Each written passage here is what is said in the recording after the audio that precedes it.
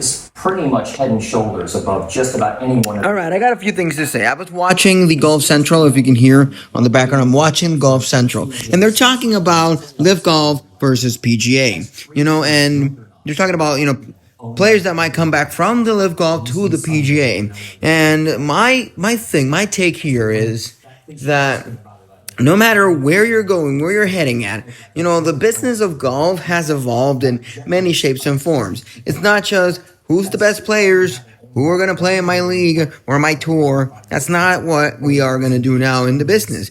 The business has grown into many, many, many different shapes and forms, and there is a lot of players that are being wanting by the fans to come back to the PGA, like, let's say, Wesley and many other players, But the thing is that it's all in the perspective of where the player wants to be, in terms of as a professional, Remember that golf, you're not really like a regular athlete that is centered on a team, or you're centered on a league that has a contract in that sort of sense, where you're, free agency, you grab and you stay there and all that kind of stuff. No, you're not contracted like that.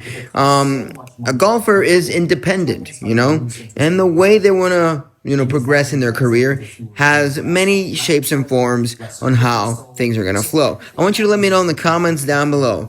What are your expectations for the, throughout the year? What's going to happen? What players might come back? The stipulations that the PGA is putting there for the players to come back are a little bit stingy. They're a little bit intense. Those fines and all that are a little bit crazy. And I want you to let me know. I'm still going to watch some more, and if I get more thoughts on the Liv versus PGA thing, I might do another video, but let me know in the comments down below. Who would you like to come back from Liv to the PGA? Or if you're a Liv enthusiast, who would you like from the PGA to move to the Liv Golf? What are your thoughts?